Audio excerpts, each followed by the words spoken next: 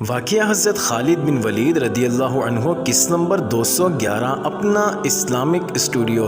ناظرین، جن کے دلوں میں اللہ کا نام تھا، اللہ نے ان کی قسمت ان کے ہاتھوں میں دے دی تھی۔ وہ ایمان کی پختگی کے جادو جگا رہے تھے۔ اللہ نے وعدہ فرمایا تھا کہ بارہا ایسا ہوا ہے کہ ایک چھوٹی سی جماعت ایک بڑی جماعت پر غالب آئی ہے۔ ایسا ہر وقت ہو سکتا ہے، شرط یہ ہے کہ چھوٹی جماعت والوں کے دلوں میں اللہ کا نام ہو اور ان کا ایمان ہو۔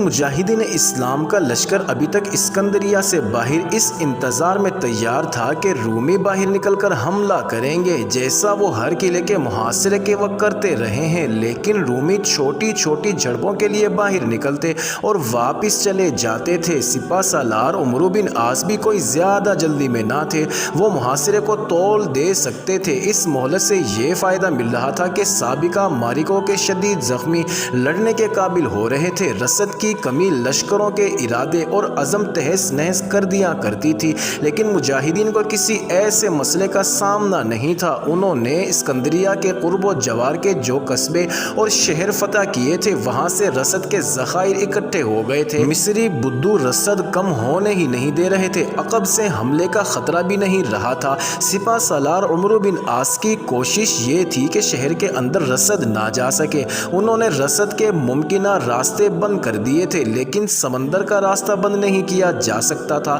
اور اصل مشکل یہ تھی کہ شہر کا محاصرہ ہو ہی نہیں سکتا تھا۔ اس کے باوجود عمرو بن عاص کہتے تھے کہ اسکندریہ کے اندر قحط والی کیفیت نہ بھی پیدا ہوئی تو رومی جرنیل اتنی طویل محاصرے سے اپنی ذلت ضرور محسوس کریں گے۔ رومیوں کے تمام چھوٹے بڑے جرنیل اسکندریہ میں جمع ہو گئے تھے، اور ان کا اسقف اعظم قیرس بھی ان کے ساتھ تھا۔ بہرحال عمرو بن عاص مطمئن تھے کہ محاصرہ طول پکڑتا ہے تو یہی بہتر ہوگا۔ مجاہدین چوکس اور چوکنے تو رہتے ہی تھے، لیکن وہ تقریباً فراغت کے دن گزار رہے تھے۔ خیمہ گاہ سے تھوڑی دور تک گھوم پھر بھی آئے تھے۔ قریبی دیہات کے لوگ خیمہ گاہ کے قریب آ کر انہیں دیکھتے بھی رہتے تھے۔ معزز ناظرین، کرسٹی اپنے باپ کے ساتھ قید ہو کر آئی تھی تو دونوں ڈرے ہوئے تھے۔ ان کی حیثیت جنگی قیدیوں والی تھی، جنہیں غلام سمجھا جاتا تھا بلکہ غلام بنا لیا جاتا تھا۔ کرسٹی کے باپ کے دل پر یہی ایک خطرہ سوار تھا، لیکن اسے کھلی قید میں رکھا گیا تھا۔ اسے بتا دیا گیا تھا کہ وہ بھاگنے کی کوشش نہ کرے، ورنہ اسے زنجیریں ڈال کر رکھا جائے گا۔ اس باپ کے لیے دوسرا خطرہ یہ تھا کہ کرسٹی، جو غیر معمولی طور پر حسین لڑکی تھی، سالاروں کے لیے کھلونا بن جائے گی۔ کرسٹی کو عورتوں کے حوالے کر دیا گیا تھا۔ اسے ہر لمحہ توقع رہتی تھی کہ سالار اسے لونڈی سمجھ کر داشتہ بنا لیں گے، اور اس کی ہر رات کسی نہ کسی سالار کے خیمے میں گزرے گی۔ لیکن کریون سے اسکندریہ اتنی راتیں گزر گئی تھی، کسی نے اس کی طرف دیکھا تک نہیں تھا۔ سالاروں کو تو جیسے اس کی موجودگی کا احساس ہی نہیں تھا۔ کرسٹی کو جن عورتوں کے حوالے کیا گیا تھا وہ مجاہدین کی بیویاں، مائیں اور بہنیں وغیرہ تھیں۔ ان میں 3-4 وہ رومی لڑکیاں بھی تھیں جو مجاہدین کے کردار اور حسن اخلاق سے متاثر ہوئیں اور ان کی محبت نے گرفتار ہو کر اسلام قبول کر لیا اور ان کے ساتھ شادیاں کر لی تھیں۔ کرسٹی ان لڑکیوں میں گھل مل گئی تھی۔ وہ سب سے زیادہ متاثر شارینہ سے ہوئی تھی، جس کی وجہ یہ تھی کہ اسے بتایا گیا تھا کہ شارینہ شاہ ہرقل کے شاہی خاندان کی لڑکی تھی، اور ایک مجاہد سے اتنی متاثر ہوئی کہ شاہانہ زندگی کو ٹھوکر مار کر اس مجاہد کے ساتھ آ گئی اور دل و جان سے اسلام قبول کر کے اس مجاہد کی بیوی بن گئی۔ اس کے خاوند کا نام حدید بن خزرج تھا، جو جاسوسی اور شب خون مارنے کی خصوصی مہارت رکھتا تھا۔ کرسٹی نے ضرور سوچا ہوگا کہ شاہی خاندان کی اتنی خوبصورت لڑکی نے آخر ان صحرا نورد عربوں میں کوئی خاص بات ہی دیکھی ہوگی کہ ان کے ساتھ ماری ماری پھر رہی ہے۔ کرسٹی دوسری نو مسلم لڑکیوں سے بھی خاصی متاثر تھی۔ یہ سب لڑکیاں، خصوصاً شارینہ، کرسٹی میں زیادہ دلچسپی لیتی تھی اور انہوں نے اسے اپنے ساتھ پوری طرح بے تکلف کر لیا تھا۔ کرسٹی اپنے متعلق انہیں جو کچھ بتاتی رہی تھی وہ سب جھوٹ تھا۔ وہ اپنے آپ کو اور اپنے باپ کو مظلوم سمجھتی تھی اور کہتی تھی کہ انہیں بے گناہ پکڑ لیا گیا ہے۔ وہ ڈرے ڈرے سے لہجے میں انہیں بتاتی رہتی تھی، جن میں 2 خدشے اسے زیادہ پریشان رکھتے تھے۔ ایک یہ کہ اس کے بوڑھے باپ کے ساتھ بہت برا سلوک ہوگا اور وہ خود سالاروں کی تفریح طبع کا بڑا ہی خوبصورت ذریعہ بن جائے گی۔ لیکن میں حیران ہوں، کرسٹی نے کہا، ان سالاروں میں سے کوئی میری طرف دیکھتا ہی نہیں، جیسے انہیں معلوم ہی نہیں کہ ایک اتنی حسین اور نوجوان لڑکی ان کے درمیان موجود ہے۔ کبھی خیال آتا ہے کہ شاید ان بدھوؤں کے ہاں حسن کا معیار کچھ اور ہے جس پر میں پوری نہیں اتر سکتی۔ شارینہ اور وہ لڑکیاں جو وہاں بیٹھی سن رہی تھی کھلکھلا کر ہنس پڑی۔ انہوں نے کرسٹی کو بتایا کہ یہ سب بدھو نہیں ہیں، اور جہاں تک اس نوجوانی کا تعلق ہے، ان کا معیار رومیوں اور مصریوں سے مختلف نہیں۔ انہوں نے کہا ہے کہ ان کی عورتوں کو دیکھ لو، ان میں کیسی کیسی خوبصورت خواتین موجود ہیں۔ یہ معیار کی نہیں، کردار کی بات ہے۔ شارینہ نے کہا، یوں کرو، کسی بھی سالار کے خیمے میں جا کر بالکل برہنہ ہو جانا اور دعوت گناہ دینا، وہ تمہیں اپنے ہاتھوں کپڑے پہنا کر خیمے سے نکال دے گا۔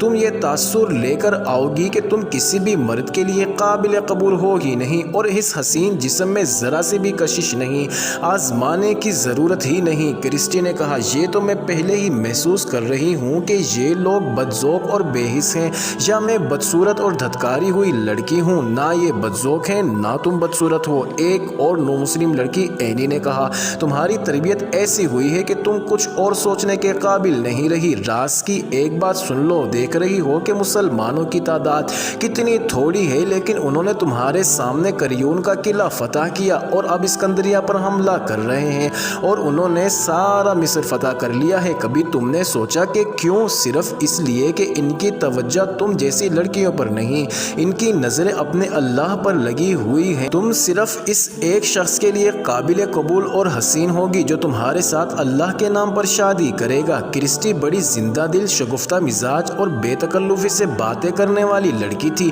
اس نے ایسی کوئی بات نہ کی کہ وہ ان مسلمانوں سے اتنی متاثر ہوئی ہے کہ مسلمان ہو جانا چاہتی ہے۔ اس نے ہنستے مسکراتے کہا کہ یہ صحیح ہے کہ اس کی تربیت کسی اور ہی طرح سے ہوئی ہے۔ اس وقت تک وہ ان لڑکیوں کو اپنے متعلق غلط بات نہیں بتا رہی تھی، اب اس نے سچ اگلنا شروع کر دیا۔ اس نے کہا کہ وہ زہر میں بجھا ہوا ایک بڑا ہی حسین تیر ہے جو بڑی آسانی سے اپنے شکار کے دل میں اتر جاتا ہے اور اسے کسی کام کا نہیں چھوڑتا، اور اس کا کوئی مذہب اور کوئی وطن نہیں رہتا۔ اس نے بڑے واضح الفاظ میں بتا دیا کہ یہ شخص جسے وہ اپنا باپ بتا رہی ہے، اس کا باپ نہیں۔ اسے تو یہ بھی معلوم نہیں کہ اس کا باپ کون اور ماں کون تھی۔ اس کی عمر 7-8 سال تھی۔ اسے یاد تھا کہ اس کی پرورش کرنے والوں نے اسے بڑے پیار سے پالا پوسا اور جوان کیا تھا۔ اس کے دل سے سگے ماں باپ کی محبت اور ذہن سے ان کی یادیں بھی صاف ہو گئی تھی۔ اسی عمر سے اسے یہ تربیت دی جانے لگی کہ آدمیوں کو انگلیوں پر کس طرح نچایا جاتا ہے، مردوں پر اپنا طلسم طاری کرنا، پتھر کو موم کرنا، اپنے حسن کو برقرار رکھنا اور دشمن دیس کو اپنا گھر سمجھنا، اور ایسے ہی کچھ اور سبق تھے جو اسے زبانی ہی نہیں پڑھائے گئے تھے بلکہ اسے عملاً سکھایا گیا تھا۔ یہ تربیت اسے بڑی ہی حسین و جمیل اور بے حد چلاک عورتوں نے دی تھی۔ اسے بتایا گیا تھا کہ اپنے شکار کے جذبات کو بھڑکا کر اس کی عقل و ہوش اپنے قبضے میں کر لینا اور خود جذبات سے عاری اور بے حس ہو جانا۔ اسے خبردار کیا گیا تھا کہ دل میں کسی دشمن کی ہمدردی پیدا ہو جائے تو اسے اپنے کام میں استعمال نہیں کیا جا سکتا۔ مختصر یہ کہ اسے بڑی ہی خوبصورت ناگن بنا دیا گیا تھا، اور یہ تعلیم و تربیت اس کی فطرت بن گئی تھی۔ کرسٹی نے ان لڑکیوں کو سنایا کہ اس نے مصری بدھو استافت کو کس طرح قبضے میں لیا تھا، اور وہ ایک سالار کو قتل کرنے پر آ گیا تھا اور خود مارا گیا۔ استافت مسلمان نہیں تھا، شارینہ نے کہا، وہ عرب بھی نہیں تھا۔ اگر وہ مسلمان ہوتا تو وہ تمہارے جھانسے میں کبھی بھی نہ آتا۔ میری تربیت صرف عورتوں نے نہیں کی، کرسٹی نے کہا، میں مرد استادوں کے ہاتھوں میں سے بھی گزری ہوں، وہ سب میرے مذہب کے آدمی تھے۔ ہر ایک آدمی نے مجھے تربیت دینے سے پہلے میرے اس حسین جسم سے لطف اٹھایا، پھر اگلی بات کی۔ لیکن مسلمانوں کے یہاں تو بالکل ہی الٹ معاملہ دیکھا ہے۔ یہ شخص جسے میں اپنا باپ کہتی ہوں، اس نے بھی مجھے نہیں بخشا۔ تم اسلام قبول کر لو، شارینہ نے کہا، پھر جو آدمی تمہیں اچھا لگے وہ مجھے بتاؤ اور تمہاری شادی اس کے ساتھ کروا دوں گی۔ میں نے شادی کی تو سوچی ہی نہیں، کرسٹی نے کہا، مذہب کو تو میں نے کبھی اہمیت ہی نہیں دی۔ مجھے یہ بتایا گیا تھا کہ مسلمان عیسائیت کے دشمن ہیں اور اسلام کو ختم کرنا ہے۔ اب میرے خیالات اتنے بدل گئے ہیں کہ میں ان مسلمانوں کے لیے کچھ کرنا چاہتی ہوں۔ میرے دل میں ان مسلمان سالاروں کی عزت پیدا ہو گئی ہے۔ تم ان کے لیے کچھ بھی نہیں کر سکتی۔ ایک اور نو مسلم لڑکی نے کہا، بہت کچھ کر سکتی ہوں، کرسٹی نے کہا، میرے پاس یہی ہنر ہے جو بتا چکی ہوں۔ میں چاہتی ہوں کہ مسلمان مجھ سے فائدہ اٹھائیں۔ بنائیں، میں ان کے لیے جاسوسی کر سکتی ہوں، رومی جرنیلوں کو قتل کروا سکتی ہوں، یہ نہ ہو سکا تو انہیں ایک دوسرے کا دشمن بنا سکتی ہوں، کسی طرح مجھے اسکندریہ میں داخل کر دیں۔ کرسٹی شارینہ نے بڑی سنجیدگی سے کہا، اسلام میں عورت کو اس طرح استعمال کرنا بہت بڑا گناہ ہے، یہ لوگ اپنی بیٹی کی ہی نہیں بلکہ بیٹی کسی دشمن کی بھی ہو تو یہ اپنے آپ کو اس کی عزت و آبرو کا محافظ سمجھتے ہیں۔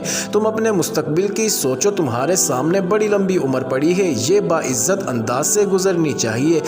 یہ بات کچھ سنجیدگی اور کچھ مذاق میں آئی گئی ہو گئی۔ معزز ناظرین، جاری ہے اگلی ویڈیو کس نمبر 212 میں دیکھنا مت بھولیے گا۔